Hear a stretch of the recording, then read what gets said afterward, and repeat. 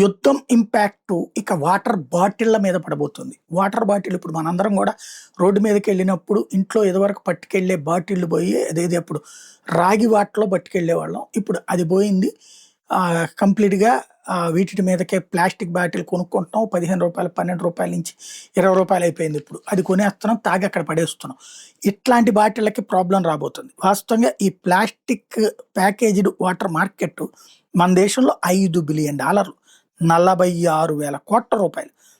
అయితే ప్రపంచంలో అత్యంత వేగంగా వృద్ధి చెందినటువంటి బాటిల్ వాటర్ మార్కెట్ మన దేశంలో నడుస్తుంది. ప్లాస్టిక్ సీసాల తయారీలో పాలిమర్ అనేది వాస్తవంగా ముడి సరుకు. ముడి చమురు నుండి ఇది తయారవుతుంది. చమురు ధరలు పెరిగిన నేపథ్యంలో పాలిమర్ ధరలు అధికమైపోయినాయి. సీసాల తయారీలో వాడే ముడి పదార్థం ధర 50% పెరిగి కిలోకు రూ. 170 చేరింది. మూతల ధర రెట్టింపు కంటే ఎక్కువ, ఒక్కోటి 45 పైసలకి చేరింది. చివరికి ప్యాకింగ్ బాక్సులు, లేబుల్స్, టేపుల ధరలు కూడా భారీగా పెరిగినాయి.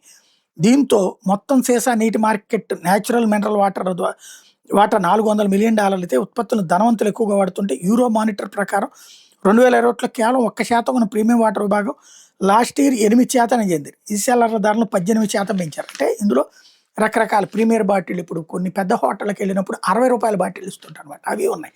ఇవన్నీ ఇప్పుడు పెద్ద సమస్య. మరో 4-5 రోజుల్లో వాటర్ బాటిళ్ళ ధరలు పెంచడము, అంటే యుద్ధాన్ని అడ్డుపెట్టి పెంచడము, లేదా వాటర్ బాటిల్ లేవని చెప్పడమో చేస్తారు.